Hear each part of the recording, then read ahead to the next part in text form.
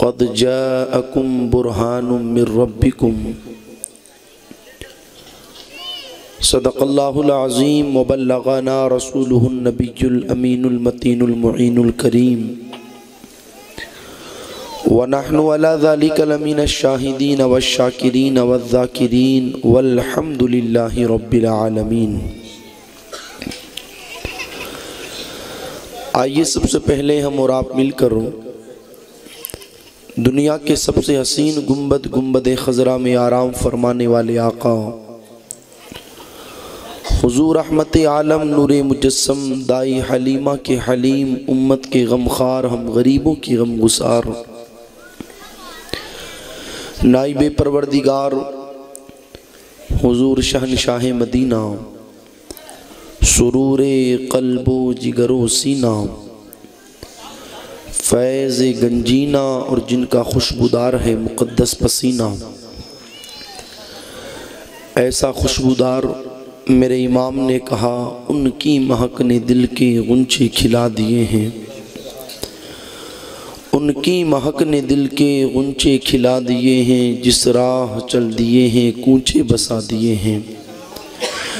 यानी जनाब अहमद मुज्तबा मोहम्मद मुस्तफ़ा सल्लल्लाहु अलैहि वसल्लम की बारगाह मुक़द्दसा में निहायत अदब व एहतराम के साथ अपने दिल में यह अक़ीदा लेकर के कि हम यहाँ से पुकारे वहाँ वो सुने, हम यहाँ से पुकारे वहाँ वो सुने, मुस्तफ़ा की समाअत पे लाखों सलाम, दूर व नज़दीक के सुनने वाले वो कान कान लाले, करामत पे लाखों सलाम। पढ़िए दुरूद पाक अल्लाहुम्मा सल्ली अला सय्यिदिना व मौलाना मुहम्मद व बारिक वसल्लिम। सल्लु अली। अलीपुरा की सरजमीन पर बाबा नगर मोहल्ले में बसने वाले खुश अक़ीदा सुन्नी नौजवानों ने अपने उलमाए किराम की सरपरस्ती में जश्न ईद मीलादुन नबी सल्लल्लाहु अलैहि वसल्लम के हवाले से अल्लाह और उसके रसूल का जिक्र करने के लिए इस महफिल मुबारका का एहतमाम किया है।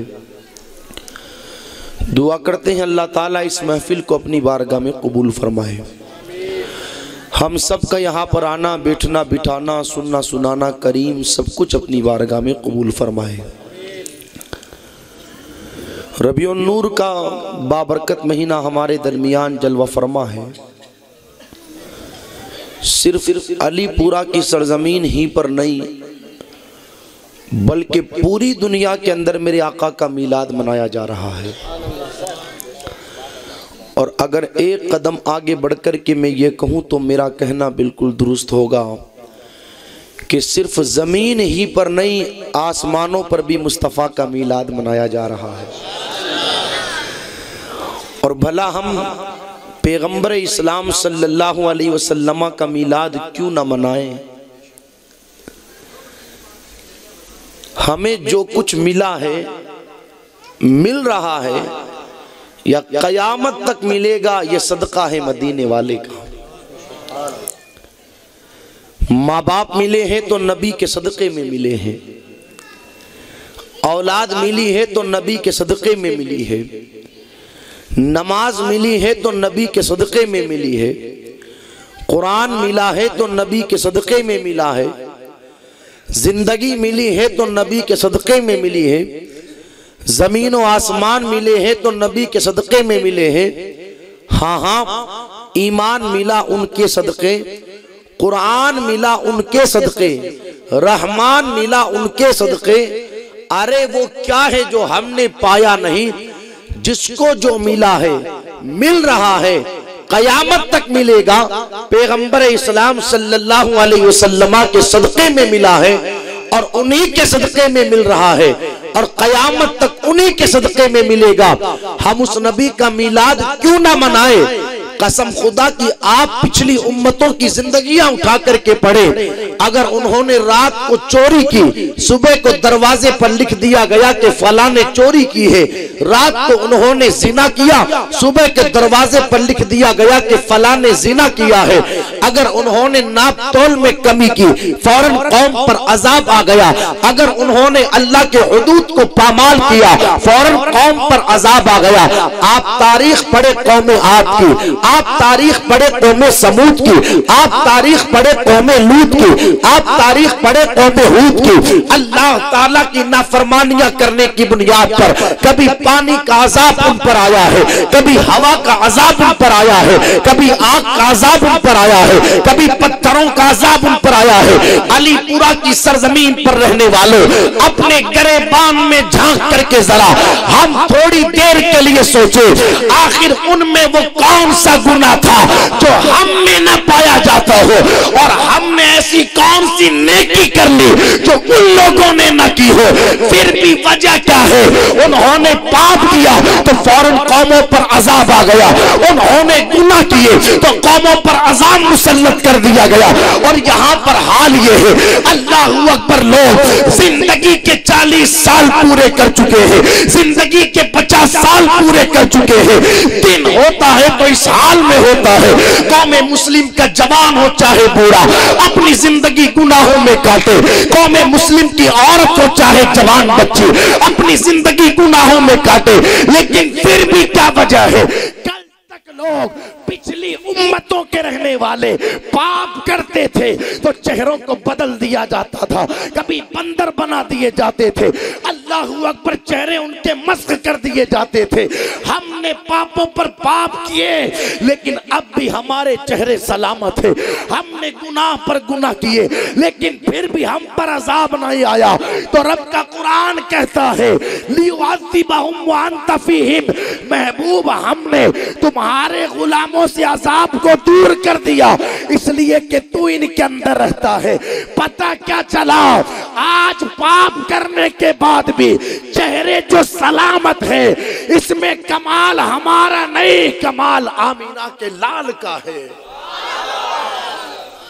गुनाह करने के बाद भी इज्जतें जो बाकी है, ये भी नबी का सदका है। गुनाह करने के बावजूद भी आज चेहरे हमारे मस्क नहीं हो रहे, ये भी नबी का सदका है। यार, जिस नबी के सदक़े में इतना सब कुछ हमें मिला, क्या हमारी जिम्मेदारी नहीं बनती कि उस नबी का मीलाद मनाया जाए? क्या हमारी जिम्मेदारी नहीं बनती कि उस नबी का जिक्र किया जाए? मुझसे पेशतर आप लोगों ने कोटा की सरजमीन से तशरीफ लाने वाले सना खानों से पैगम्बर इस्लाम सल्लल्लाहु अलैहि वसल्लम की नाते भी सुनी, बुजुर्गों की मनक़बतें भी सुनी। कुछ देर के लिए मैं हाजिर हुआ, इंशाअल्लाह मेरे बाद आपको फिर एक बासनी की सरजमीन से तशरीफ लाने वाले नात खां से भी नातो मनक़बत के अशआर समात करने हैं। लेकिन आओ नाम थोड़ी देर के लिए हम लोग यहाँ पर बैठकर मदीने वाले का जिक्र कर लें। लेकिन आओ नाम, अल्लाहू अकबर, मेरे नबी की जिंदगी का एक एक लम्हा बेमिसाल है। उनका सोना भी बेमिसाल, उनका जागना भी बेमिसाल, उनका बोलना भी बेमिसाल, उनका चलना फिरना भी बेमिसाल। जिंदगी का एक एक लम्हा मेरे आका सल्लल्लाहु अलैहि वसल्लम का बेमिसाल है। आप देखें, मेरे नबी का बचपना हो, वो बचपना भी बेमिसाल। मेरे आका की जवानी हो, मेरे आका की जवानी भी बेमिसाल। उनका ऐलान नबूवत करना हो तो ऐलान नबूवत करना भी बेमिसाल। लेकिन आओ, मैं आका अलैहिस्सलातु वस्सलाम की मुक़द्दस जिंदगी के हवाले से आज आप लोगों के सामने इख्तिसार के तौर पर पैगंबर इस्लाम सल्लल्लाहु अलैहि वसल्लम के बचपने का जिक्र करना चाहूँगा। याद रखिएगा, बचपना उस उम्र को कहा जाता है जो आम तौर पर बयान नहीं किया जाता है, इसलिए कि इंसान चाहे कितना ही बड़ा आलिम क्यों ना बन जाए, कितना ही बड़ा मुफ्ती क्यों ना बन जाए, कितना ही बड़ा मौलाना क्यों ना बन जाए, कितनी ऊंची कुर्सी पर फाइज क्यों ना हो जाए, लेकिन उसका भी बचपना बयान नहीं होता है। इसलिए कि बचपना होता ही वो चीज़ है कि इंसान से अल्लाहु अकबर लाशऊरी तौर पर ऐसी चीज़ें सादिर हो जाती है कि वो बयान नहीं की जाती है। हम जरा अपने आप का जायजा लेवे ना यार, बचपना हमारा भी गुजरा, लेकिन हाल यह है किसी का बचपना गुजरता है तो किसी की साइकिल को पंचर करते हुए गुजरता है, किसी का बचपना गुजरता है तो मस्जिद के बाहर खड़ी हुई बाइक से पेट्रोल निकालने में गुजरता है, किसी का बचपना गुजरता है तो ताश के पत्ते खेलने में गुजरता है। ये लोगों के बचपनों का हाल रहता है। अल्लाहू अकबर। आम तौर पर बचपना किसी का बयान नहीं होता, लेकिन कुर्बान न जाए आमिना के लाल की जात पर। अल्लाहू अकबर। जिनका बचपना ऐसा बेमिसाल, ऐसा बेमिसाल, ऐसा बेमिसाल कि जब मेरे मुस्तफा पंखुड़े में लेटे हो और दिल ये चाहे कि हम किसी चीज से खेलें तो खेलने के लिए प्लास्टिक या रबर का खिलौना नहीं दिया जाता है, बल्कि मेरे मुस्तफा को खेलने के लिए चांद और सूरज उनका खिलौना बना दिया जाता है। अगर वो उंगली का इशारा करते हैं चांद सिरहाने आ जाता है, उंगली का इशारा करते हैं चांद पाइती चला जाता है, उंगली का इशारा करते हैं चांद दाएं चला आता है, उंगली का इशारा करते हैं चांद बाएं चला आता है। मेरे इमाम ने कहा चांद झुक जाता जिधर, उंगली उठाते महद में क्या ही चलता था इशारों पर। खिलौना नूर का तेरी नस्ले पाक में है, बच्चा बच्चा नूर का तू है, ऐने नूर तेरा सब घराना नूर का। बेमिसाल बचपना है मेरे आका का। आओ ना हम जरा बात की शुरुआत करें। रबीउन नूर की 12 तारीख को मेरे आका सल्लल्लाहु अलैहि वसल्लम सुबह शादी के वक्त हजरत अब्दुल मुत्तलिब के आंगन में, हजरत अब्दुल्ला के घर में सैयदा आमीना की गोद में तशरीफ लाते हैं कि शान से आए मेरे आका। हालांकि दिल तो ये भी चाहता है कि आका की विलादत की बातें भी बयान की जाए, लेकिन खैर वक्त इतना नहीं कि सारी बातों को सामने रखा जाए। आओ ना किसी आशिक से जुमले उधार ले लिए जाएं। नबी दुनिया में तशरीफ लाए कि शान से आए। बरेली के इमाम ने कहा सुबह तैबा में हुई बटता है बाड़ा नूर का, सदका लेने नूर का आया है तारा नूर का, मैं गदा तू बादशाह भर दे प्याला नूर का, नूर दिन दूना तेरा दे डाल सदका नूर का। नारियों का दौर था दिल जल रहा था नूर का, तुमको देखा हो गया ठंडा कलेजा नूर का, तुमको देखा हो गया ठंडा कलेजा नूर का। नू भीख ले सरकार से ला जल्द कासा नूर का, भीख ले सरकार से ला जल्द कासा नूर का। माहे नो तैबा में बटता है महीना नूर का। ए रजा ये अहमद नूरी का फैज़े नूर है, हो गई मेरी गजल पढ़कर कसीदा नूर का। इस शान से मेरे आका सल्लल्लाहु अलैहि वसल्लम दुनिया में तशरीफ लाए। किसी आशिक ने पुकार करके कहा देखो कौन आए हैं, आमीना के आंगन में रहमतों के साए हैं। आमीना के आंगन में पांव पांव चलते थे मुस्तफा फरिश्तों ने अपने पर बिछाए हैं। आमीना के आंगन में एक अच्छे की खातिर, सबसे अच्छे की खातिर अच्छे अच्छे आए हैं। आमीना के आंगन में एक अच्छे की खातिर, सबसे अच्छे की खातिर अच्छे अच्छे आए हैं। आमीना के आंगन में इस शान से मेरे आका सल्लल्लाहु अलैहि वसल्लम दुनिया में तशरीफ लाए। अल्लाहू अकबर। पैगंबर इस्लाम सल्लल्लाहु अलैहि वसल्लम दुनिया में तशरीफ लाए। अब जरा नबी का बचपना देखे। सैयदा आमीना रज़ी अल्लाह ताला अन्हा कहती है मेरा शहजादा दुनिया में तशरीफ लाया तो मैंने क्या देखा, तशरीफ लाते ही शहजादे ने अपने सर को सजदे में रख दिया और उसके लबहाए नाज जुम्बिश कर रहे थे।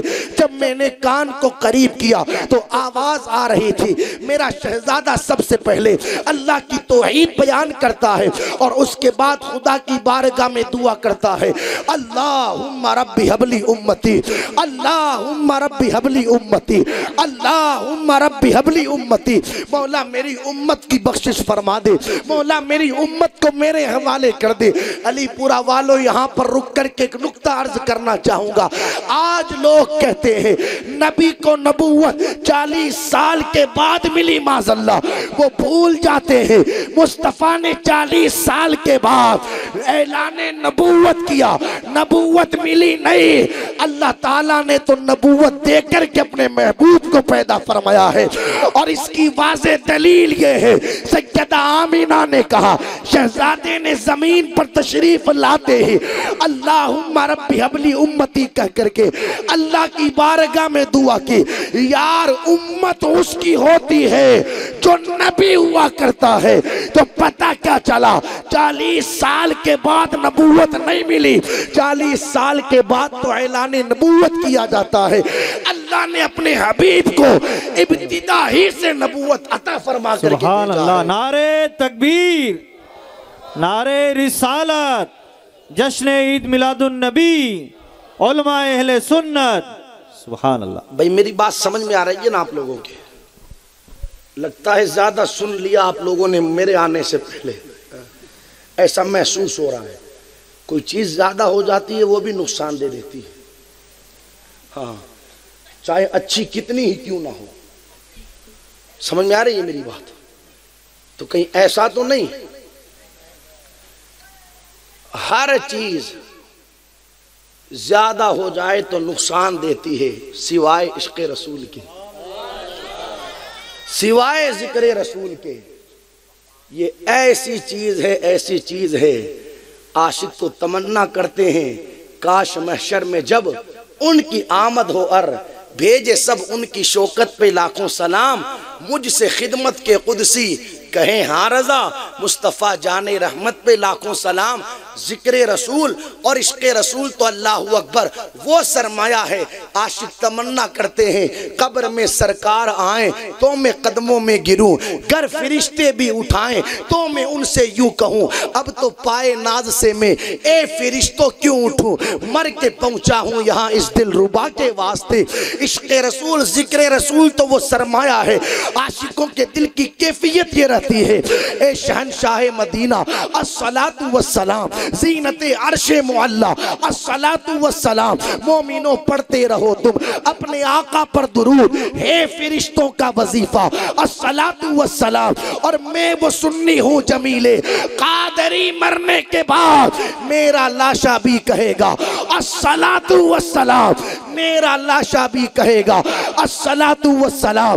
कहा मेरा लाशा भी कहेगा अस्सलातु वस्सलाम। और अल्लाहु अकबर आशिक ने पुकार करके कहा, हश्र तक डालेंगे हम पैदाइशे मौला की धूम, मिसले फारस नजद के किले गिराते जाएंगे, खाक हो जाएं अदू जलकर मगर हम तो रजा, दम में जब तक दम है जिक्र उनका सुनाते जाएंगे। तो खैर इस चीज से बंदे को बोरियत महसूस नहीं होनी चाहिए।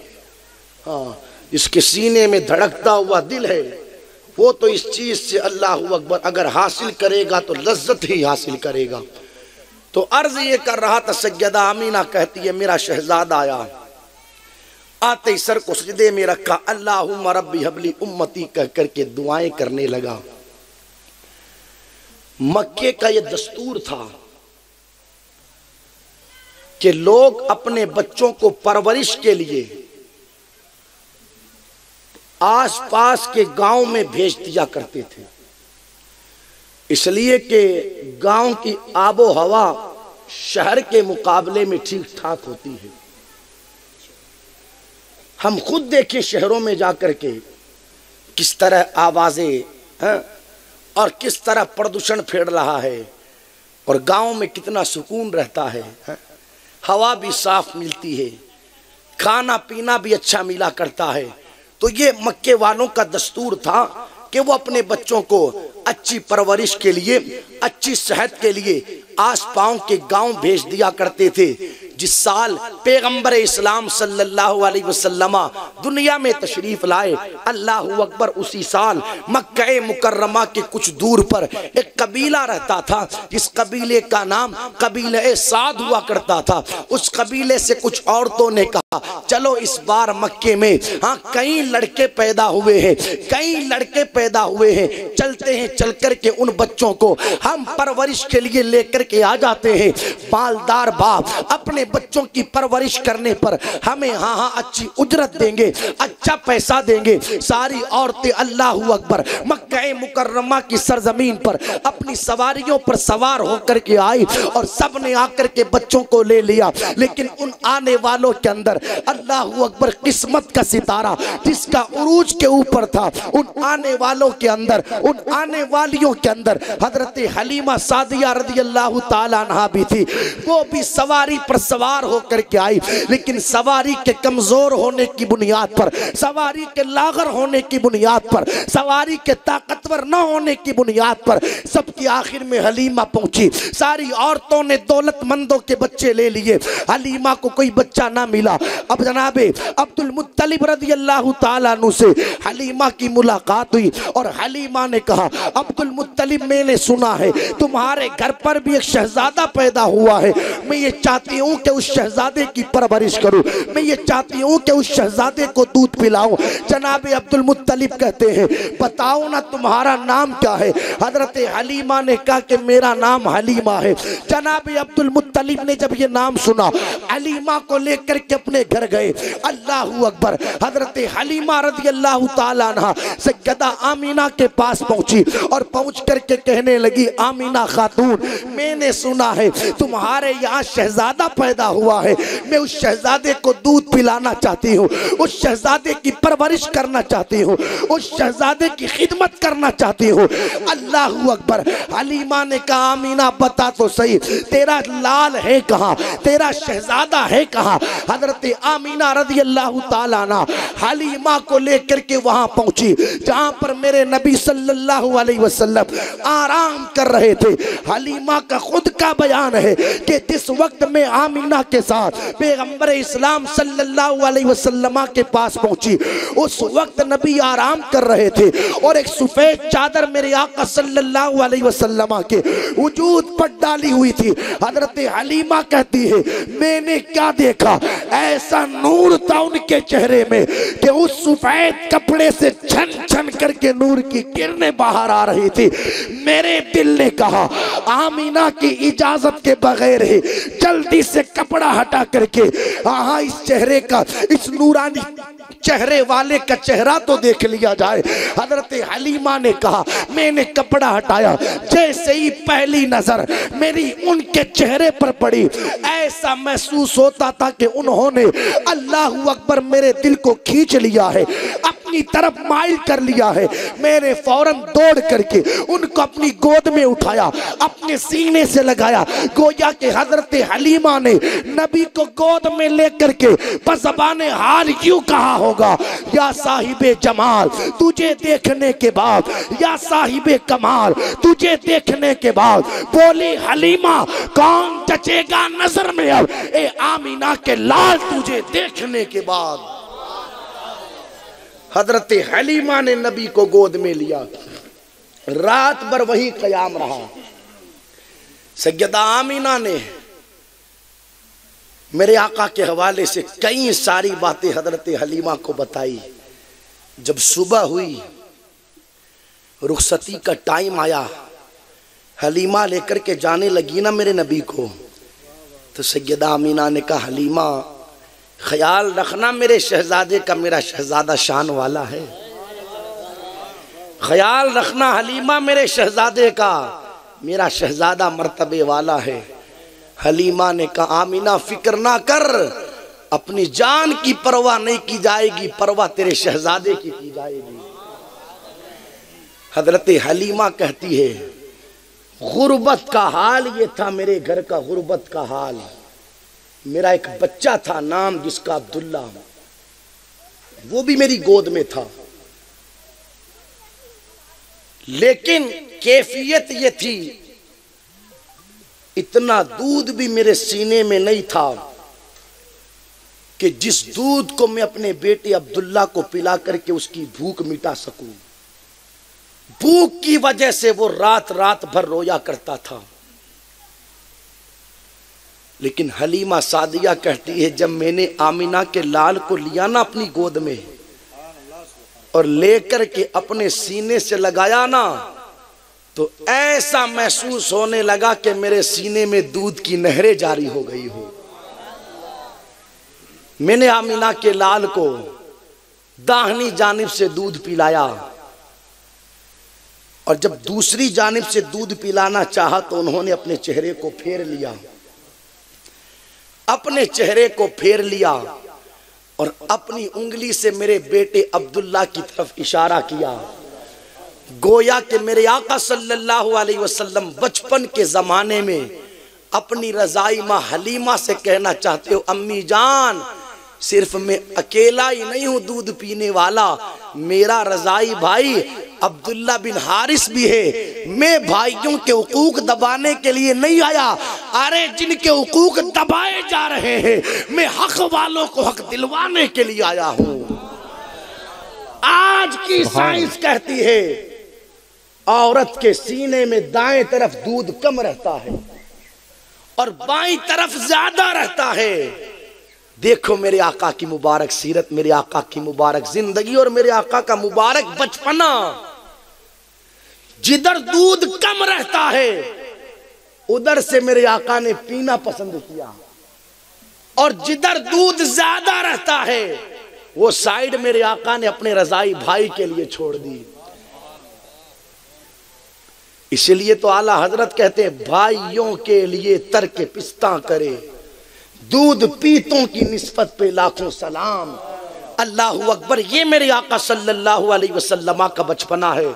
हलीमा कहती है जब मैं रवाना होने लगी ना उन्हें लेकर के, तो मेरे दिल ने कहा हलीमा कई दिनों के बाद तो आई है मक्के की सरजमीन पर, तेरी निगाहों के सामने काबा है, अरे जाने से पहले पहले काबे का तवाफ तो कर ले और तेरी गोद में बाबरकत बच्चा है इसको भी काबे का तवाफ करवा ले। अल्लाहु अकबर। जरा आलम तसव्वुर व मुमंजर तो अपनी निगाहों के सामने लेकर के आओ कि जिस वक्त हलीमा मेरे नबी को गोद में लेकर के काबे का तवाफ करने के लिए गई होगी, वो मंजर क्या होगा, वो हाल क्या होगा, वो कैफियत क्या होंगी। दुनिया में कई हाजी गए हैं, जा रहे हैं और कयामत तक काबे का तवाफ करने के लिए लोग हाजी जाते रहेंगे, लेकिन कुर्बान न जाए सज्जदा हलीमा की अजमतों पर कि हलीमा काबे का तवाफ करने के लिए गई है तो ऐसे नहीं गई है, अपनी गोद में काबे को लेकर के गई है।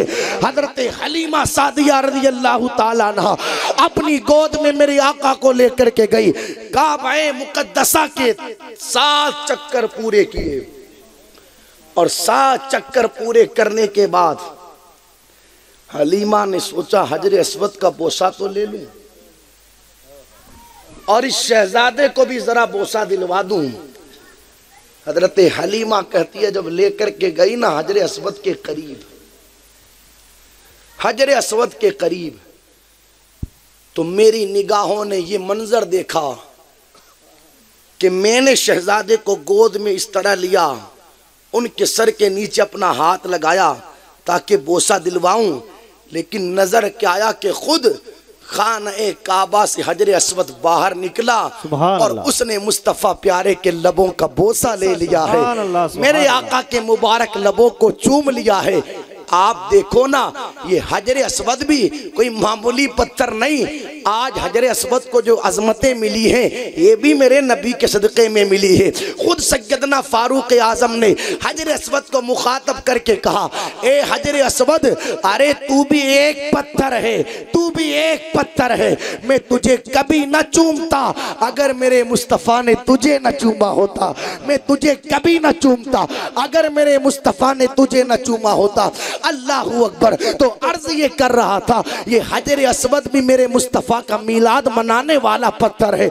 आप देखो ना, एक जमाना वो था कि काबा मुकद्दसा के अंदर 360 पत्थर रखे हुए थे, लेकिन एक एक करके मेरे नबी ने सबको बाहर निकलवाया।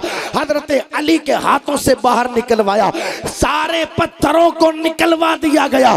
सिर्फ 2 ही पत्थर थे जिनको काबे के पास रखवाया गया, और पास ही नहीं रखवाया गया बल्कि एक को चुमवाया गया और दूसरे के पास में सजदा करवाया गया। ये दोनों पत्थर है कौन से? ये दोनों पत्थर भी मेरे मुस्तफ़ा का मीलाद मनाने वाले हैं। हजरे अस्वद और दूसरा अल्लाहू अकबर, जिसे मकाम इब्राहिम कहा जाता है। ये मकाम इब्राहिम है क्या? हजरत इब्राहिम अलैहिस्सलातु वस्सलाम ने खाना काबा की तामीर की, और अल्लाहू अकबर, ये पत्थर जन्नत से लाया गया था। इसकी शान ये थी सुभान अल्लाह कि जब हजरत इब्राहिम अलैहिस्सलाम काबे की तामीर करते, तो आज हम लोगों को क्या करना पड़ता है? जब दीवार की चुनाई होती है, यहां से दीवार पूरी हो गई तो अब लोग बल्लियां लकड़ियां वहां से खोलते आगे लगाते, फिर वहां चुनाई करते, फिर वहां से खोल करके फिर आगे लगाते, यही तो करते हैं। लेकिन हजरत इब्राहिम अलैहिस्सलातु वस्सलाम जिस पत्थर पर सवार होकर के काबे की तामीर कर रहे थे, उसकी शान ये थी, अगर आपको यहां तामीर करनी रहती तो पत्थर यहां रहता, और अगर आपको आगे की तरफ तामीर करना होता तो पत्थर खुद ब खुद आगे आ जाता। सुभान अल्लाह सुभान अल्लाह। अगर नीचे पत्थर लगाना होता तो पत्थर नीचे हो जाता, और ऊपर पत्थर लगाना होता तो ये मकाम इब्राहिम जो पत्थर है ये ऊपर हो जाता। सुभान अल्लाह सुभान। गोया के हजरत इब्राहिम अलैहिस्सलातु वस्सलाम के लिए ये पत्थर लिफ्ट का काम कर रहा था। सुभान अल्लाह, लिफ्ट का काम कर रहा था, लिफ्ट का काम। सुभान अल्लाह। खैर खाना काबा की तामीर की और अल्लाह की बारगाह में हाथ उठा करके दुआ की, मौला अल्लाहुम्मा रब्बना तकब्बल मिन्ना इन्नका अंतस समीउल अलीम। मौला मैंने तेरे घर को तामीर किया, इसे कबूल कर लिया जाए। मेरे रब ने फरमाया, इब्राहिम तूने हमारा घर तामीर किया, मांग तू क्या मांगता है, मांग तू क्या मांगता है, मांग तू क्या मांगता है। सुभान अल्लाह। अब हजरत इब्राहिम ने क्या मांगा सुनिए। अल्लाह का कुरान कहता है, हजरत इब्राहिम अलैहिस्सलातु वस्सलाम ने हाथ उठाए, अल्लाह की बारगाह में दुआ की, रब्बना वबअस फीहिम रसूलन मिनहुम। मौला तेरा एक महबूब तशरीफ लाने वाला है जो नबियों का आखिर बन करके आएगा, नबियों का खातिम बन करके आएगा। मौला जो रसूलों का भी इमाम होगा और नबियों का भी सरदार होगा। सुभान अल्लाह सुभान। मेरे दिल की ख्वाहिश ये है कि मुझे तू अपने उस रसूल का दादा बना दे। सुभान अल्लाह। वो तेरा रसूल दुनिया में तशरीफ लाए तो किसी और की नस्ल से ना आए बल्कि मेरी ही नस्ल से आए। सुभान अल्लाह सुभान अल्लाह। जब उस पत्थर पर खड़े होकर मेरे नबी ने, मेरे हजरत इब्राहिम ने मेरे नबी का जिक्र किया, वो रसूल जो नबियों के आखिर में तशरीफ लाएगा, वो रसूल जो पैगंबरों का इमाम बन करके तशरीफ लाएगा। जब नबी का मीलाद मनाया ना हजरत इब्राहिम ने उस पत्थर पर खड़े होकर, तो पत्थर ने भी सोचा ये मौके बार बार मयस्सर नहीं आते, आज एक नबी मुझ पर खड़े होकर मुस्तफा प्यारे का मीलाद मना रहा है, मुस्तफा प्यारे का जिक्र कर रहा है, तो क्यों ना हजरत इब्राहिम के कदमों का निशान अपने सीने में ले लिया जाए। और अल्लाहू अकबर, जब मुस्तफा का मीलाद मनाया गया, मुस्तफा प्यारे का जिक्र किया गया, तो हजरत इब्राहिम के कदमों के निशान को उस पत्थर ने अपने सीने में ले लिया।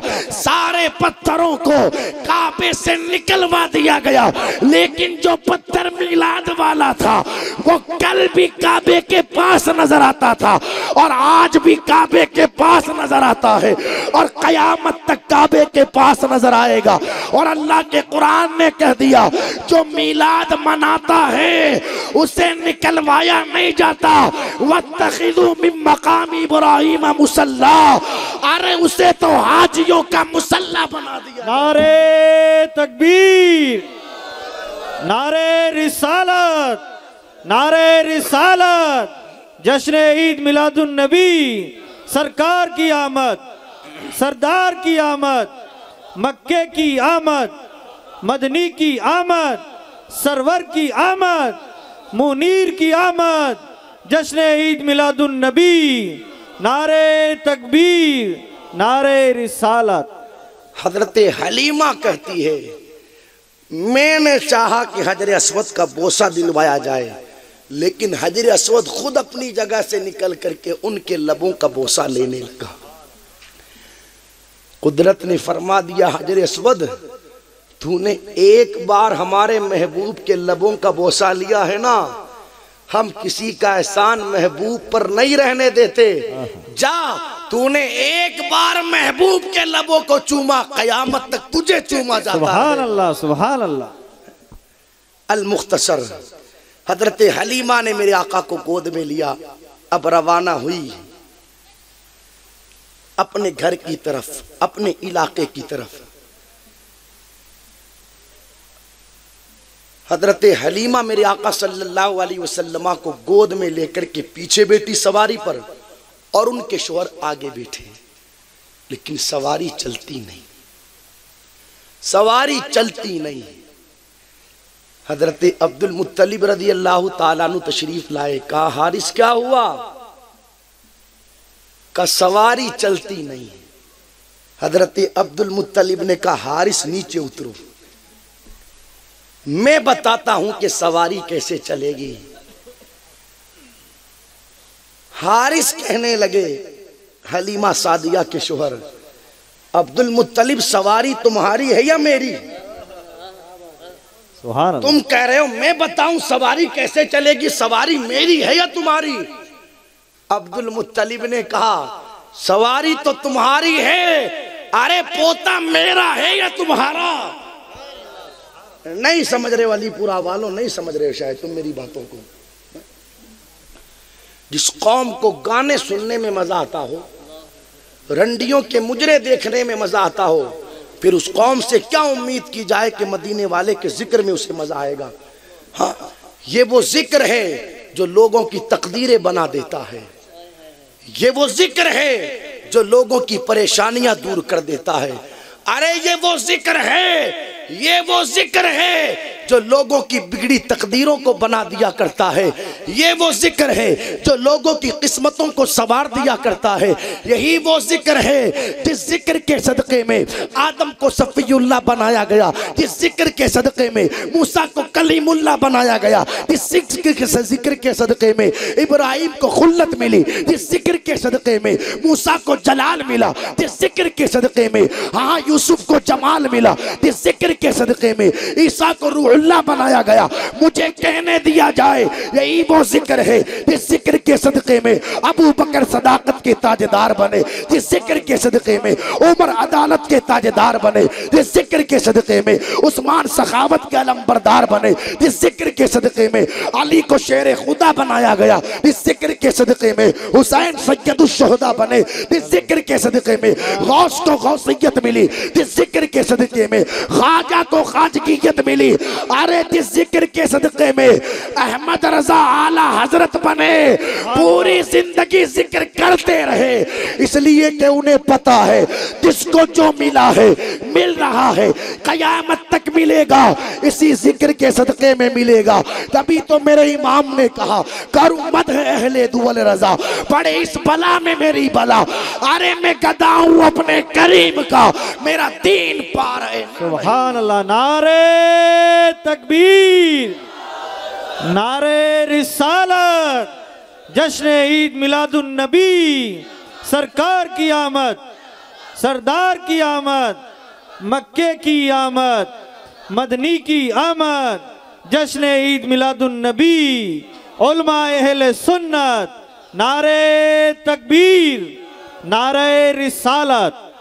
हमने समझा नहीं इसकी अहमियत को, हमने समझा नहीं। 12-12 साल तक बीमार रहने वाले अगर ये जिक्र करते हैं तो शिफा दे दी जाती है। अगर ये जिक्र करते हैं ना तो शिफा दे दी जाती है। सच्चे दिल से मदीने वाले का जिक्र को यहाँ से उठ कर के जब सोने के लिए जाओगे ना, अगर सच्चे दिल से जिक्र किया होगा, हमने कई रिवायतों में पढ़ा है मेरे आका उसके ख़ाम में अपनी ज़ियारत के लिए तशरीफ़ लेकर के आ जाते हैं। अपनी ज़ियारत करवाने के लिए मेरे आका तशरीफ़ लेकर के आ जाते हैं। नाम सुना होगा आपने इमाम बुसेरी का, सुना है या नहीं सुना है? 12 साल तक बीमार रहे, 12 साल तक। लकवे का मर्ज हो गया, लकवे का। बड़े बड़े डॉक्टरों ने कह दिया कि इलाज नहीं होगा। घर वाले घर पर लेकर के आए तो रोने लगे। इमाम बुसेरी कहते हैं रोते क्यों हो? तो घर वालों ने कहा सुना नहीं आपने, डॉक्टरों ने ला इलाज बता दिया है। इमाम बुसेरी कहते हैं अभी तो डॉक्टरों ने ला इलाज बताया है, मेरे मुस्तफ़ा ने ला इलाज थोड़ी बताया है। अरे तुम सो जाओ, अभी मेरे रब ने ला इलाज थोड़ी बताया है। जहां पर दुनिया वालों के मेडिकल काम करना बंद करते हैं, वहां से मुस्तफ़ा प्यारे के मेडिकल की इब्तिदा होती है। अरे अभी तो इन्होंने ला इलाज बताया है, तसल्ली देकर के सबको सुला दिया और अल्लाह अकबर मेरे नबी का जिक्र करना शुरू किया। सुभान अल्लाह, सुभान अल्लाह। मौलाया सल्ली वसल्लिम दाइमन अबदा अला हबीबिका खैरिल खल्क़ि कुल्लिहिमी। कसीदा-ए बुर्दा शरीफ के कई सारे अशार नबी की बारगाह में पेश कर दिए। सुभान अल्लाह। जब पूरा कसीदा पेश कर दिया, आंख लगी, मेरे आका तशरीफ लाए। सुभान अल्लाह, सुभान अल्लाह। कहा बुसेरी हमारे गुलाम, हमें हमारी नात सुनाओ। कि या रसूल अल्लाह कई सारी लिखी है, कई सारी पढ़ी है, कौन सी सुनाओ? सुभान अल्लाह, सुभान अल्लाह। कहा भी थोड़ी देर पहले जो सुना रहे थे वही फिर से सुनाओ। सुभान अल्लाह, सुभान अल्लाह। वो कसीदा फिर से सुनाना शुरू किया। सुभान अल्लाह, सुभान अल्लाह। का एक मर्तबा और सुनाओ। फिर सुनाया। मेरे नबी ने इरशाद फरमाया बुसेरी तूने हमें हमारी नात सुनाई है, अब हम तुझे इनाम देंगे। सुभान अल्लाह, सुभान अल्लाह। क्या देंगे? इनाम। पता क्या चला, नबी की नात पढ़ने वालों को इनाम देना ये कोई बिदात और आज का नया तरीका नहीं है, बल्कि मदीने वाले की सुन्नते मुबारक। सुभान अल्लाह, सुभान अल्लाह। आका फरमाते हैं बुसेरी हम तुम्हें इनाम देंगे, इनाम। हाथ जोड़ करके अर्ज करने लगे या रसूल अल्लाह कई सालों से बीमार हूं, मुझे शिफा दे दीजिए, शिफा, वरना लोग कहेंगे कि नबी की नात पढ़ने वाला दुनिया से गया है तो बीमारी में गया। अल्लाह अल्लाह। आका मुझे शिफा दे दीजिए। इमाम बुसेरी अर्ज करते हैं या रसूल अल्लाह अलैहिस्सलाम, मेरे नबी ने इरशाद फरमाया बुसेरी तुमने शिफा मांगी, हमारा तो ख्याल ये था कि हम तुम्हें चादर दें। सुभान अल्लाह, सुभान अल्लाह। हम तुम्हें क्या दें? अपनी चादर, चादर दें, चादर। इमाम बुसेरी अर्ज करने लगे या रसूल अल्लाह मैंने किसी मजबूर से थोड़ी मांगा है, मैंने किसी मजबूर से नहीं मांगा। अरे मैंने तो उस मुख्तार से मांगा है कि जहां पानी अता कर दे, भरी जन्नत हिबा कर दे। नबी मुख्तार कुल है, जिसको जो चाहे अता कर दे। मैंने किसी मजबूर से नहीं मांगा, एक ही नशिस्त में 10 सहाबा को जन्नत की बशारत देने वाले मुख्तार से मांगा है। आका शिफा मेरे मांगने से दे दीजिए, चादर अपने कर्म से अता कर दीजिए। नारे तकबीर, नारे रिसालत, जश्न ईद मिलादुन नबी, उलमा अहले सुन्नत। शिफा मेरे मांगने से दे दीजिए, चादर अपने कर्म से दे दीजिए। अल्लाह अकबर। सुभान अल्लाह, सुभान। नबी ने अपना मुबारक हाथ, कौन सा मुबारक हाथ, चलो आला हजरत की बारगाह में। मेरे आला हजरत कहते हाथ जिस समत उठा गनी कर दिया, मौजे बहरे सखावत पे लाखों सलाम। नारे तकबीर, नारे रिसालत, जश्न ईद मिलादुन नबी, बुलबुले बागे मदीना, जनाब जावेद कादरी साहब किबला। अपना मुबारक हाथ नबी ने इमाम बुसेरी के जिस्म पर फेरना शुरू किया। हाथ लगता जाए, इमाम बुसेरी को शिफा मिलती जाए।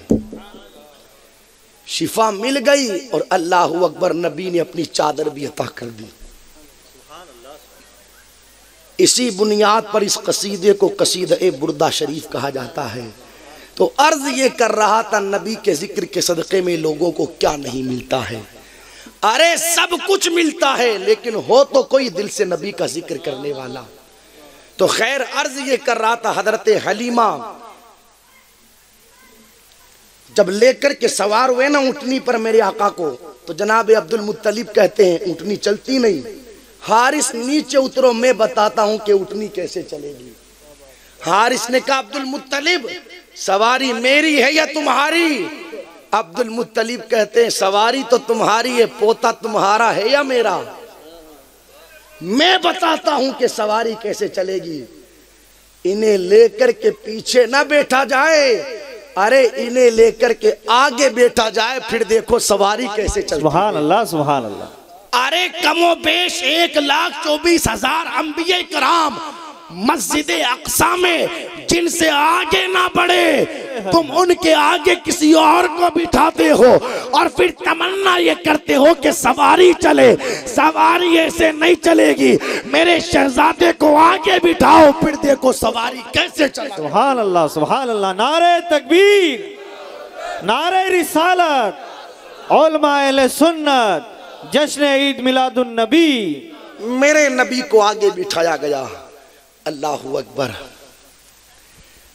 अब जब देखा गया है, हलीमा लेकर के आई थी तो सवारी कमजोर थी, लेकिन अल्लाहु अकबर जब नबी सवार होकर के चले हैं ना, तो फिर वो ताकत और वो कुव्वत पैदा हो गई। पहले आने वाली कहीं आगे चली गई थी, लेकिन हलीमा ने सबको पीछे कर दिया। सब कहने लगी हलीमा क्या हुआ? मक्के में लगता है तूने सवारी बदल ली। हलीमा कहती है सवारी नहीं बदली है, सवार बदल गया है। ये मेरे नबी का बचपन है, बचपन। इसीलिए तो आला हजरत कहते हैं अल्लाह अल्लाह वो बचपने की फबन, उस खुदा भाती सूरत पे लाखों सलाम। ये मेरे आका सल्लल्लाहु अलैहि वसल्लम का बचपना है। हलीमा सादिया जब लेकर के जा रही थी ना नबी को, तो रास्ते में तकरीबन 4 या 5 कंवारी औरतें नहा करके बाहर आई दरिया से, और उन्होंने जब मेरे आका के जमाल को देखा ना, हुस्न को देखा, तो उनकी भी ये दिल की तमन्ना हुई, काश के हम भी बच्चे वाली होती, हम भी माएँ होती बच्चों वाली, तो हम इस शहजादे को दूध पिलाती, हम इस शहजादे को दूध पिलाती। इसलिए कि शहजादा बड़ा बेमिसाल है। अब फरियाद मेरे आका की बारगाह में की जाए और पूरी ना हो। आशिकों ने तो कहा कि फरियाद उम्मती जो करे हालेजार से, मुमकिन नहीं कि खैरे बशर को खबर ना हो। नहीं सुनता ही नहीं मांगने वाला तेरा, वाह क्या जूदो करम है शहे बता तेरा। नहीं सुनता ही नहीं मांगने वाला तेरा। देखे नबी का बचपन। दिल में ख्याल आया, दिल में ख्याल, हम भी बच्चों वाली रहती, हम भी माए रहती तो इस शहजादे को दूध पिलाती, हालांकि कुंवारी है। दिल में ख्याल पैदा हुआ। हलीमा सादिया कहती है जहां वो जवान औरतें खड़ी थी, बच्चियां, वहां जैसे ही हमारी सवारी पहुंची तो मेरी गोद में शहजादे ने उछलना शुरू किया, और जैसे उन्होंने उछलना शुरू किया तो मेरी सवारी वहीं रुक गई।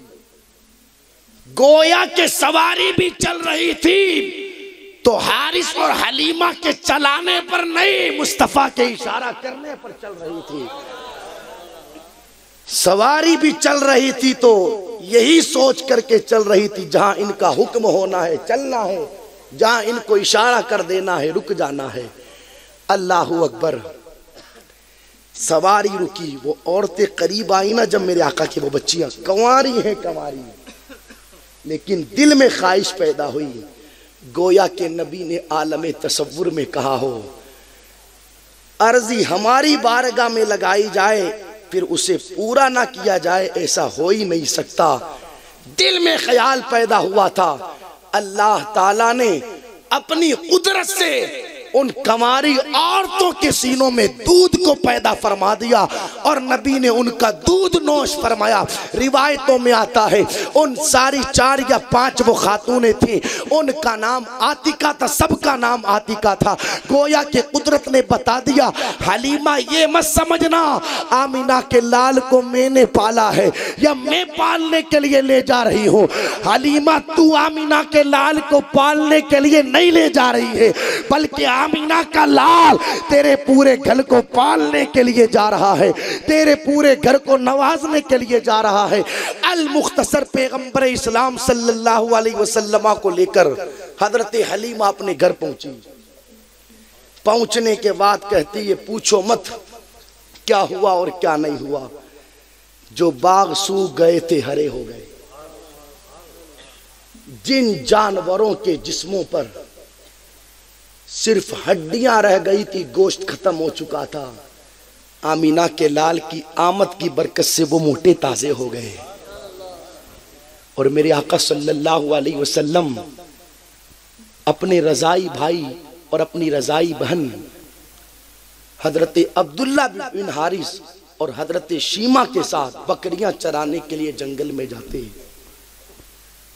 जब बकरियां चर कर के वापस आती और भी कई सारे बच्चे जाते अपनी अपनी बकरियों को लेकर, लेकिन सारी बकरियों का हाल ये रहता जंगल से भी वापस आती तो भूखी आती, और हजरत हलीमा की बकरियां जाकर के जंगल से वापस आती तो शिकमशेर होकर के आती। दूसरी औरतें अपने बच्चों को डांट करके कहती अरे तुम भी अपनी बकरियों को वहां चराया करो ना, जहां हलीमा की बकरियां चरती है उन्हें तो देखो कि वो कैसे खा पी करके आती है। बच्चे कहते हैं हमारी भी बकरियां वहीं चरती है जहां हलीमा की बकरियां चरती है, लेकिन ए मेरी माँ फर्क इतना है, हमारी बकरियों को चराने हम जाते हैं और हलीमा की बकरियों को चराने के लिए आमीना का लाल जाता है। गुजरे जिस राह से वो सज्जदे वाला होकर रह गई सारी जमीन अंबरे सारा होकर, चराने के लिए मुस्तफा जाए और फिर बकरियां खा पी करके ना आए, ऐसा कभी नहीं हो सकता। तो ये मेरे आका सल्लल्लाहु अलैहि वसल्लम का बचपना था। अल्लाहू अकबर, जंगल में मेरा नबी पहुंचे, जंगल के सारे जानवर एक जगह जमा हो जाए और मुस्तफा की जियारत करे, पैगंबर इस्लाम सल्लल्लाहु अलैहि वसल्लम पर दुरूद पढ़े, हुजूर सल्लल्लाहु अलैहि वसल्लम के तराने अलापना शुरू कर देवे। और अगर किसी दिन मेरा नबी बीमार हो जाए, हाँ मेरा नबी बीमार हो जाए, 3 दिन तक जंगल ना जा सके, तो जंगल के शेर हलीमा की बकरी को रोक लेवे और अल्लाहू अकबर फिर उन्हें छुड़ाने के लिए मेरा नबी जाए। उस वक्त क्या देखा जाए कि जंगल का शेर हलीमा की बकरी को लेकर के आए।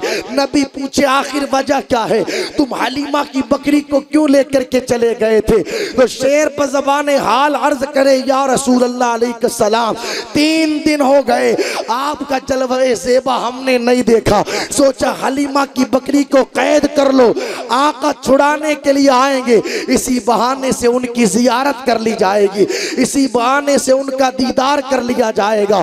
तो ये मेरे आका सल्लल्लाहु अलैहि वसल्लम का बचपना है। जरा सोचे तो सही, जिस नबी का बचपना इस शान का है उस नबी की जवानी की शान की होगी। जिस नबी का बचपना इस शान का है उस नबी की जवानी की शान की होगी। हम उसी नबी का जिक्र करने के लिए यहाँ जमा हुए हैं। रबीउन नूर का बाबरकत पूरा महीना अभी अल्हम्दुलिल्लाह हमारी निगाहों के सामने है। दोस्तों, इस महीने की नाकदरी ना करो। ईमानदारी से मुझे बताना, आज तकरीबन 5-6 तारीख होने को आई। हाँ देखो, छठी शरीफ लग चुकी है। इन 6 दिनों में हमने मदीने वाले के लिए क्या किया? हमारा तो हाल ये है कि रबीउन नूर के बाबरकत महीने में भी मेरी कौम की अक्सरियत मस्जिदों में नहीं बाजारों में नजर आती है। इस महीने में भी हम नमाजों की पाबंदी नहीं करेंगे तो फिर कब करेंगे? इस महीने में भी अगर हम गुनाह को नहीं छोड़ेंगे तो फिर कब गुनाह छोड़ेंगे? माफ कीजिएगा, कौम की बेगैरतियों का हाल यहां तक पहुंच गया है कि रबीउन नूर के बाबरकत महीने में भी जुओं के बाजार गर्म किए जा रहे हैं, नशों के अड्डे आबाद किए जा रहे हैं, मोबाइलों की स्क्रीनों पर रात को 12-12, 1-1 बजे तक बेहयाइयों के मनाजिर देखे जा रहे हैं। ये हालात है या नहीं? इस मुबारक महीने में भी यार, जिस मुबारक महीने के सदक़े में हमें सारे महीने मिले हैं, जिस महीने के सदक़े में हमें सब कुछ मिला है, हमने उस महीने की भी कदर नहीं की। होना तो ये चाहिए जैसे ही रबीउन नूर का चांद नजर आया, अब नमाजों की कसरत कर दी जाए, पंज वक्ता तो पढ़े ही, साथ में नवाफिल की कसरत कर दे रहे। जैसे रबीउन नूर का चांद नजर आया, रोजाना पाव पारा कुरान की तिलावत करते थे। रबीउन नूर शरीफ का चांद नजर आया तो 1 पारा कुरान की तिलावत शुरू कर दी जाए। होना तो ये चाहिए जैसे रबीउन नूर शरीफ का चांद नजर आया, ज्यादा नहीं तो कम से कम पाबंदी से 313 मर्तबा मदीने वाले की बारगाह में दुरूद पेश किया जाना चाहिए।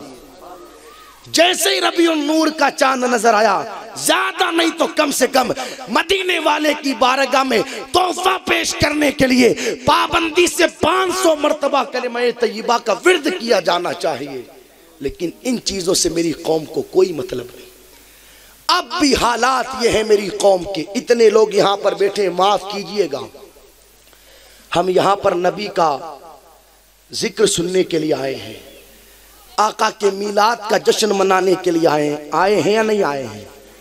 और माशाल्लाह खूब झूम झूम करके आपने नाते सुनी भी है, और हमारे नात का हजरात के साथ में आपने पढ़ करके अपने कुलूब जिगर को मुनव्वर व मुजल्ला भी किया है।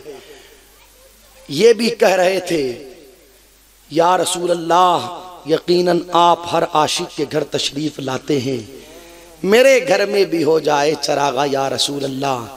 और इनके साथ आवाज से आवाज मिला करके हमने भी कहा, यकीनन आप हर आशिक के घर तशरीफ लाते हैं, मेरे घर में भी हो जाए चरागा या रसूल अल्लाह।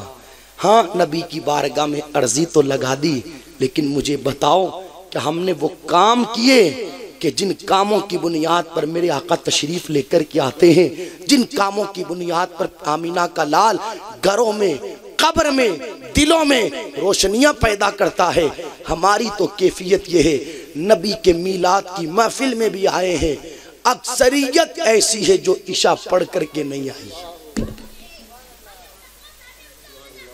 अक्सरियत ऐसी है मिलाद में आने वालों की जो इशा पढ़ करके नहीं आती, और हाल ये रहता है कि जाकर के फजर नहीं पड़ती।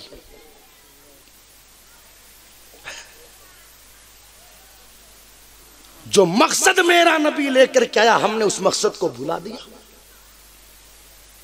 जो पैगाम मेरा नबी लेकर के आया, हमने उस पैगाम को पीठ के पीछे डाल दिया। माज़अल्लाह, कितनी शर्म की बात कि हमने रबीउन नूर के मुबारक महीने में भी नमाजों को छोड़ रखा।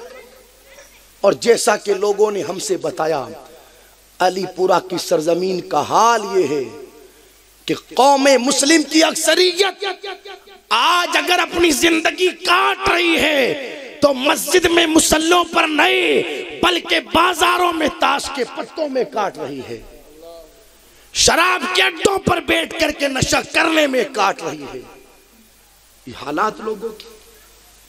मेरा नबी तो लोगों को नशों से आजाद करवाने के लिए आया, और उसी नबी के मानने वाले नशा कर रहे हैं। माज़अल्लाह, ड्रग्स से, अफीम से, गांजे से, हेरोइन से, गोलियों से। मिलता क्या है दोस्तों, मिलता क्या है? अगर सीने में पत्थर नहीं दिल है तो सुनो। अभी कुछ दिनों पहले एक वारदात निगाहों के सामने आई, मैं शहर का नाम नहीं लूंगा। सगा बाप शाम के वक्त घर लौट करके आया। घर पहुंचने के बाद तकरीबन 6 या 8 साल की अपनी छोटी सी बच्ची के साथ उसने माज़अल्लाह सदबार माज़अल्लाह वो बेगैरती वाली हरकत की जिसे सुन करके गैरतमंद इंसान का शर्म शर्म से झुक जाता है। खैर उस हवाले से पंचायतें भी बैठी, फिर उसे बिरादरियों से बाहर भी निकाला गया, कई सारी चीजें हुई। वजह पूछी गई, बीवी उसके पास थी, शादीशुदा था, फिर वजह क्या कि उसने बेगैरती की यहां तक इंतहा कर दी कि माज़अल्लाह अपनी बच्ची के साथ बदतमीजी की। तो जवाब क्या मिला कि वो नशे में धुत था। जब घर पहुंचाना तो उसे तमीज ना रही कि बेटी किसे कहते हैं, बीवी किसे कहते हैं, बहन किसे कहते हैं और मां किसे कहते हैं। और आए दिन अखबारों की सुर्खियों में, इंटरनेट की खबरों में हमने पढ़ा होगा, सुना होगा, देखा होगा, नशा करने वालों का हाल यह रहता है कि जब शाम को घर पर लौटते हैं, माज़अल्लाह अपनी मां को बीवी समझ करके मां के साथ बदतमीजी, अपनी बहन को बीवी समझ करके बहन के साथ बदतमीजी, अपनी बेटी को बीवी समझ करके बेटी के साथ बदतमीजी। आए दिन ऐसी खबरें सुनने को आती हैं। इसके पीछे वजह क्या? इसलिए कि उसने नशा कर रखा है और नशा करने की बुनियाद पर अक्लों पर पर्दे पड़ जाते हैं, होश नहीं रहता मुझे करना क्या है और मैं कर क्या रहा हूं। और माज़अल्लाह कई बेगैरत तो नशे के अंदर कलमे कुफ्र तक बक देते हैं। क्या मिलता है यार नशा करके? और अब तो फैशन बन चुका है नशा करना भी। 15-15, 17-17 साल, 20-20 साल के जवान मुसलमानों के नशा कर रहे हैं और पता नहीं अपने आप के लिए इसको बहुत बड़े फख्र की बात समझते हैं। नशा करने वालों की जिंदगियां तुमने देखी नहीं? कभी नाली में पड़े रहते हैं, कुत्ते मुंह चाटते हैं उनके कुत्ते, सूअर मुंह चाटते हैं उनके सूअर। नशा करने वाले जब कूड़े करकट के ढेर में पड़े रहते हैं, कुत्ते उन पर पेशाब करते, कुत्ते। और कई बेगैरतों का तो हाल यह रहता है कि दाढ़ी भी रखे हुए हैं और नशा भी कर रहे हैं। अभी कुछ दिनों पहले व्हाट्सएप पर हमारे इलाके की बात, किसी ने हमारे पास एक छोटी सी क्लिप भेजी। रात को तकरीबन 12 या 1 या 2 बजे चेहरे पर दाढ़ी रखने वाले भी माज़अल्लाह सदबार माज़अल्लाह रातों की तन्हाइयों में जुए खेल रहे। तुम्हारी जात पर कोई असर नहीं पड़ेगा प्यारे। तूने चेहरे पर दाढ़ी रख करके इतना बुरा फैल अंजाम दिया, तेरे इस करतूत की बुनियाद पर बदनाम इस्लाम को किया जाएगा। तेरे इस करतूत की बुनियाद पर उंगली इस्लाम पर उठाई जाएगी। तेरे इस करतूत की बुनियाद पर तकलीफ मेरे आका के कलेजे को होगी। क्या मिलता है यार? और मैं बड़ी माजिरत के साथ कहना चाहूंगा, इसमें बुनियादी कमी घर के जिम्मेदारों की है। बाप को कोई मतलब नहीं, बेटा 12 बजे आए तो भी दरवाजा खुला है, रात को 1 बजे घर में दाखिल हो तब भी दरवाजा खुला है। कम से कम पूछे तो सही, बेटा रात को 12-1 बजे तक था कहां, किसके पास बैठा था, क्या कर रहा था? कुछ मतलब नहीं, कुछ पता नहीं। इसको तो सिर्फ इतना ही पता है कि मुझे सुबह कमाने के लिए जाना है, शाम को कमा करके आना है। नहीं प्यारे, तेरी जिम्मेदारी सिर्फ इतनी सी नहीं, तुझे अल्लाह ने घर का जिम्मेदार बनाया है। और कयामत के दिन मेरे मुस्तफा फरमाते हैं, हर जिम्मेदार से उसके मातहत रहने वालों के बारे में सवाल किया जाएगा। सवाल तू बच करके निकल नहीं पाएगा। मुझे पता नहीं था, कैसे पता नहीं था? और सारी बातें तो तुझे पता थी, जब बात शरीयत की आई तो तुझे पता नहीं था। हमारी बुनियादी तौर पर कमजोरियां हैं दोस्तों। हम अपने बच्चों के ऊपर नजर रखें, हमारा बच्चा जाता कहां है, किसकी संगत में बैठता है, किसकी सोहबत में बैठता है, करता क्या है। और अगर उसे बुराई करते हुए हम देख लेवे तो फिर ये ना कहें अरे बच्चा है यार समझ जाएगा, बच्चा है यार सुधर जाएगा। कई लोगों का हाल ये रहता है, निगाहों के सामने बेटा जुर्म कर रहा है, बाप हंस करके टाल देता है, बच्चा है। आज तो तू कह रहा है बच्चा है बच्चा है, कल जब यही बच्चा बड़ा हो जाएगा ना फिर तू खून की आंसू रोएगा और इधर उधर तावीज बनाने वाले मौलानाओं को तलाश करेगा कि कोई अच्छा सा तावीज बना करके दे दे ताकि बेटा सीधे रास्ते पर आ जाए। अब एक नहीं 50 तावीज बच्चे के गले में डाल दिए जाए, अल्लाहू अकबर, तावीज़ात की बुनियाद पर गला तो भर जाएगा इसका, लेकिन ये अपने रास्ते को छोड़ने वाला नहीं। इसलिए कि नबी ने फरमा दिया औलाद का सबसे पहला मदरसा माँ बाप की गोद हुआ करता है। जो वहां संवर जाता है जिंदगी के हर मोड़ पर संवर जाता है, और जो वहां बिगड़ जाता है फिर हर जगह बिगड़ जाता है। जहां संवारना चाहिए हमने वहां संवारा ही नहीं, वहां बच्चा कह करके छोड़ दिया माज़अल्लाह। ये हमारी ढील का नतीजा है, ढील का नतीजा कि रात को 12-12 बजे तक आज बेटा चौराहों पर बैठा है। ये हमारी ढील का नतीजा है कि रात को 1-1 बजे तक हमारी बेटी मोबाइलों पर पता नहीं किससे बातें कर रही है। ये हमारी ढील का नतीजा है कि हमारे सामने हमारा बेटा माज़अल्लाह बेहयाई और बेशर्मियों के मनाजिर देख रहा है। वरना जब तक माँ बाप ने तवज्जो दी ना और औलाद को संवारा, औलाद की तरबियत की, औलाद को तैयार किया, तो तैयार होने वाला कोई हसन मुश्तबा बनकर के दुनिया की निगाहों के सामने आया और कोई हुसैन आजम बनकर के दुनिया की निगाहों के सामने आया।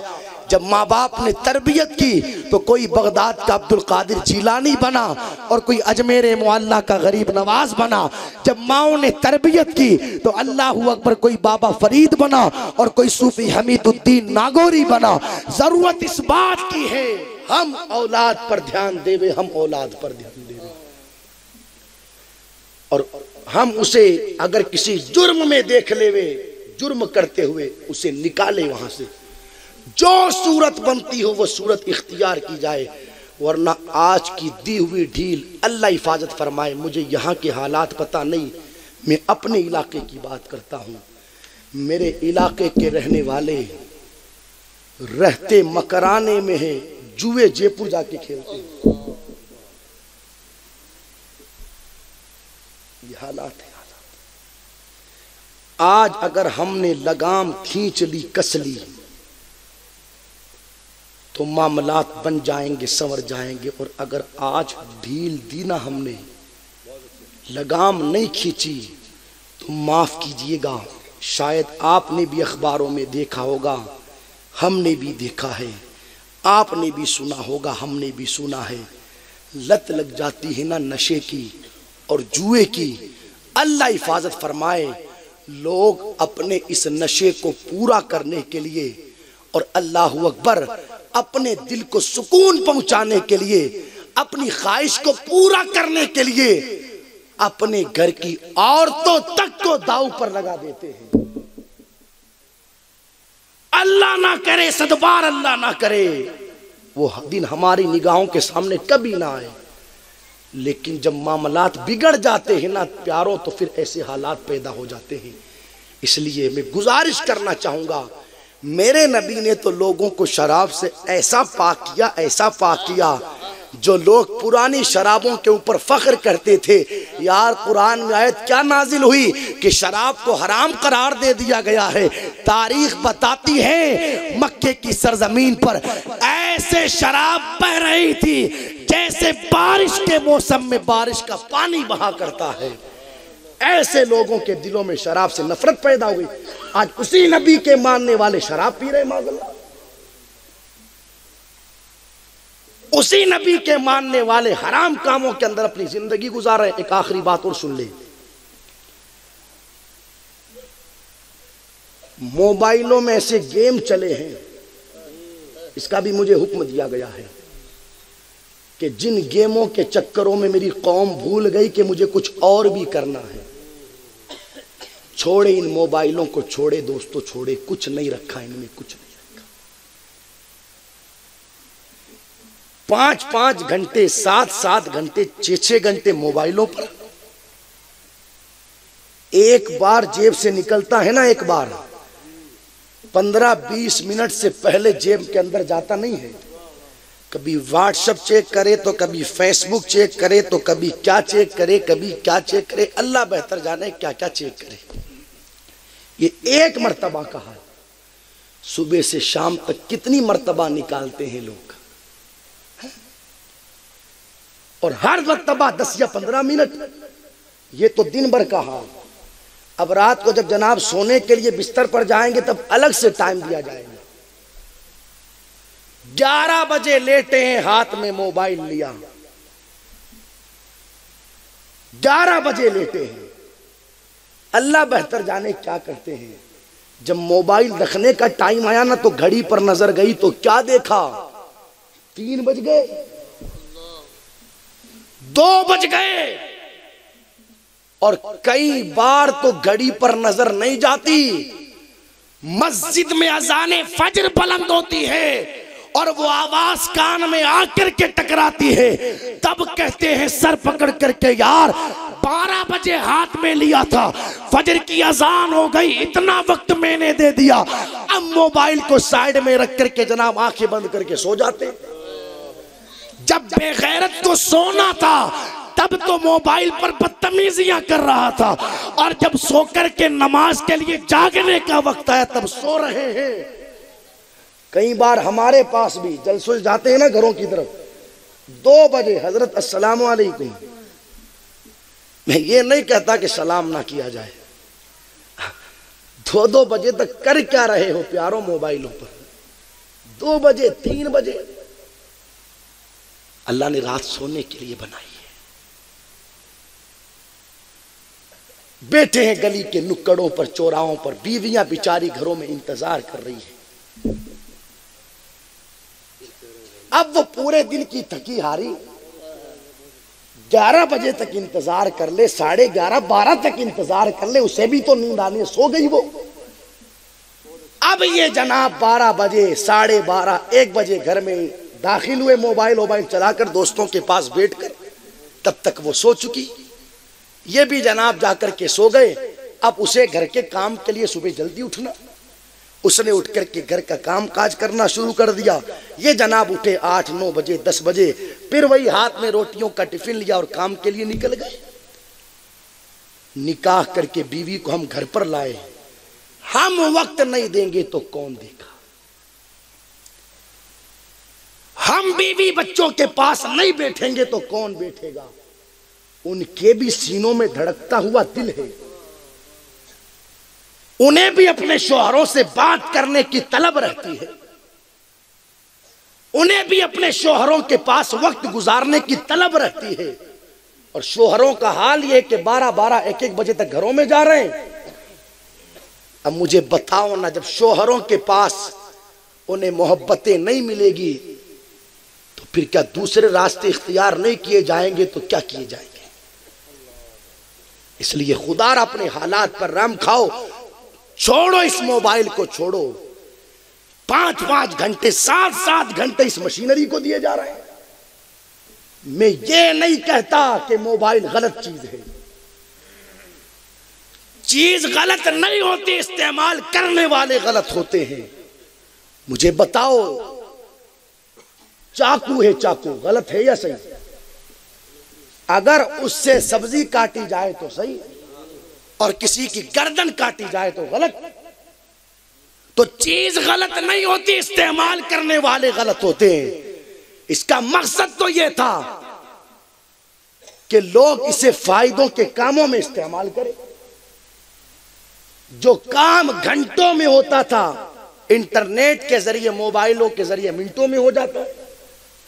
बंदा घर पर बैठे बैठे कई सारे काम अंजाम दे देता है। यह मकसद था। कोई तकरीर सुन ली जाए, नाज शरीफ सुन ली जाए, किताब पढ़ ली जाए, मकसद यह था। लेकिन हमने इसका मिसयूज किया, मिसयूज। और 5-5 घंटे 7-7 घंटे मोबाइल के लिए है लोगों के पास टाइम, और नमाज के लिए कह दो हजरत माफ कीजिए हमारे पास टाइम नहीं है। हाँ, टाइम नहीं तेरे पास, कुरान की तिलावत के लिए टाइम नहीं। जुमा पढ़ने के लिए आते हैं जनाब मस्जिद में, इंतजार करते कब इमाम साहब खुतबे के लिए मिंबर पर जाए और कब मैं मस्जिद में जाऊं। अब इमाम खुतबे के लिए मिंबर पर गया, ये मस्जिद में गए, और अब इंतजार ये कब सलाम फेरे और कब भागूं। बात हंसने की नहीं, बात रोने की है। मोबाइल हम बाजार में बैठ करके 3-3 घंटे 5-5 घंटे चलाएं, एक बार भी नजर घड़ी की तरफ न जाए।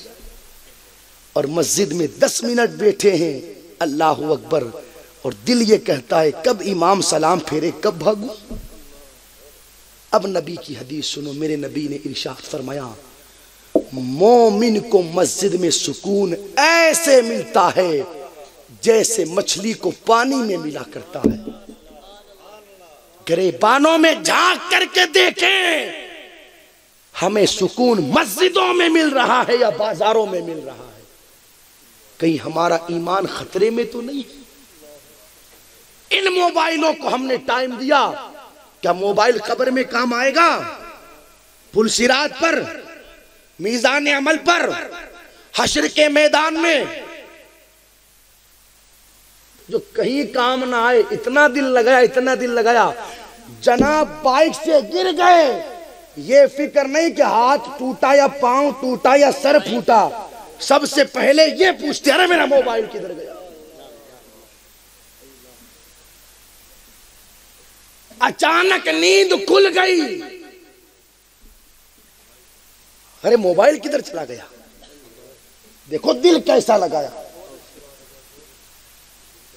इतनी मोहब्बत हमने मोबाइल से कर ली, इतनी मोहब्बत कि अगर किसी इलाके में हादसा हो जाए और इंटरनेट बंद कर दिया जाए तो ऐसा लगता है कि कोई 50-60 लोगों की मैयत हो गई इस इलाके में।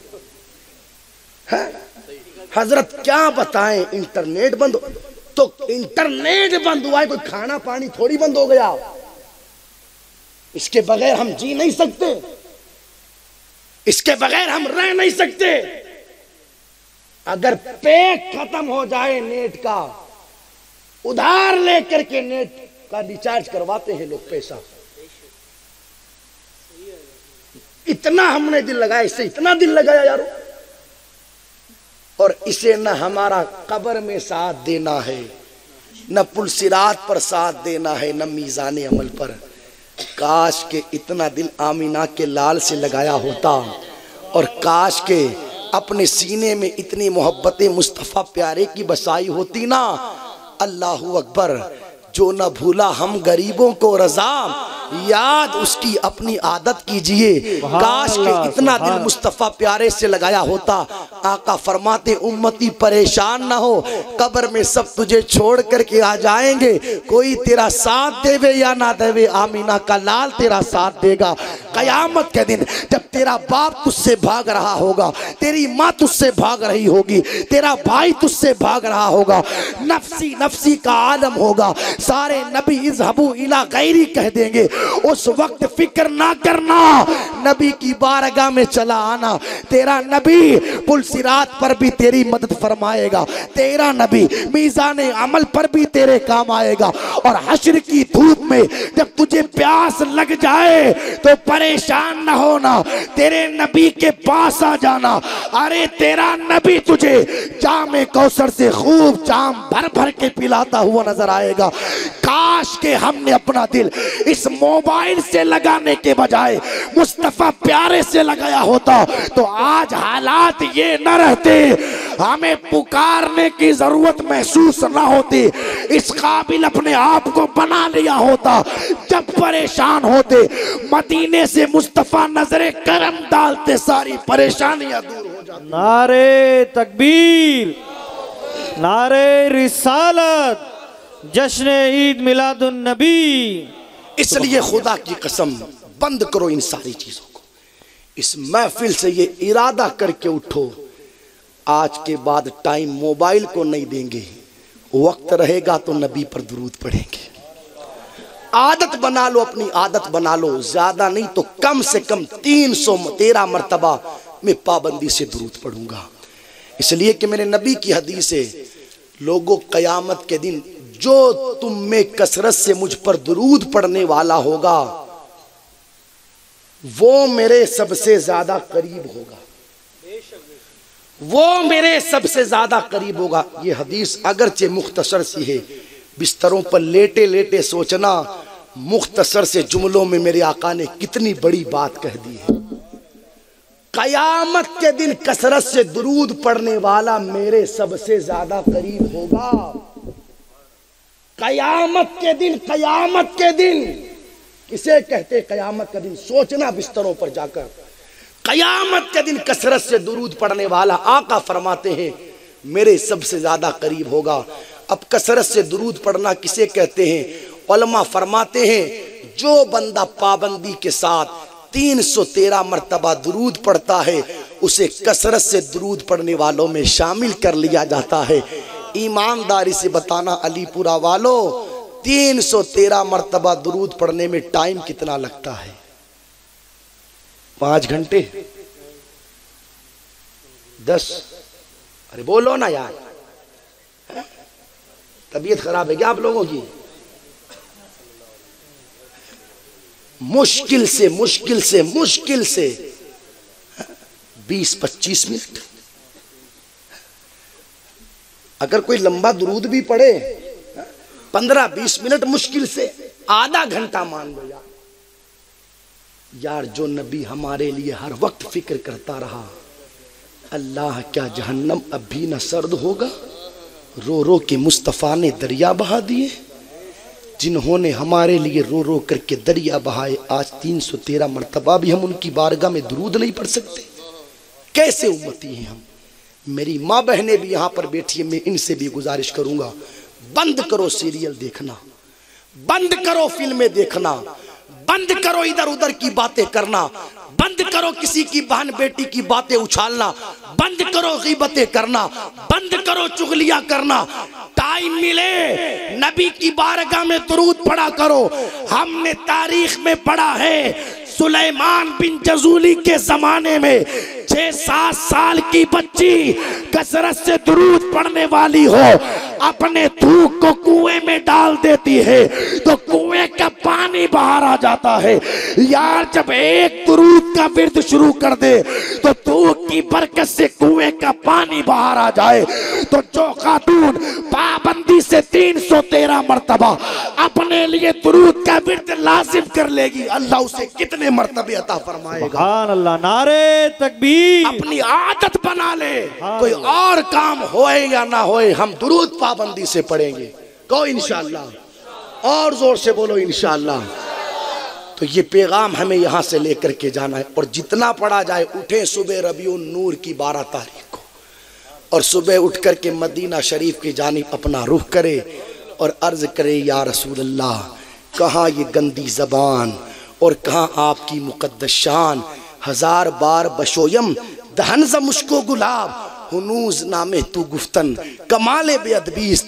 आकाम आपकी अजमतें तो वो है कि 1000 मर्तबा भी अगर अपनी ज़बान को मुश्को अंबर से धो लूँ फिर आपका नाम लूँ, ये भी आपकी शान में बेअदबी है। लेकिन आका मैंने अपनी गंदी ज़बान से टूटे फूटे अल्फाज में आपका जिक्र किया, आपकी बारगाह में दुरूद पढ़ा, कुरान की तिलावत की, या रसूलुल्लाह अलैहिस्सलातु वस्सलाम नवाफिल की कसरत की। और आज रबीउन नूर की 12 तारीख आपकी विलादत का दिन है। मैं आपकी बारगाह में इन सारी चीजों को बतौर तोहफा पेश करता हूं। सबके लिए तोहफे पेश करने वालों, बर्थडे के मौकों पर नबी के लिए कौन सा तोहफा पेश करना है? तैयारी की हमने? कोई क्या पेश करोगे? तो खैर हमें इन सारी चीज़ों को नबी की बारगाह में बतौर तोहफा पेश करना है। कबूल कर लिया गया ना, दुनिया भी संवर जाएगी, आखिरत भी संवर जाएगी। अल्लाह ताला की बारगाह में दुआ है, मौला करीम हमें कहने सुनने से ज़्यादा अमल करने की तौफीक अता फरमाएं। अस्तगफिरुल्लाह रब्बी मिन कुल्ली ज़ंबि व अतूबु इलैहि। बुलंद आवाज़ से कलमा शरीफ पढ़ लें, ला इलाहा इल्लल्लाहु मुहम्मदुर रसूलुल्लाह सल्लल्लाहु तआला अलैहि वसल्लम व मा अलैना इल्लल बलाग। अस्सलामु अलैकुम।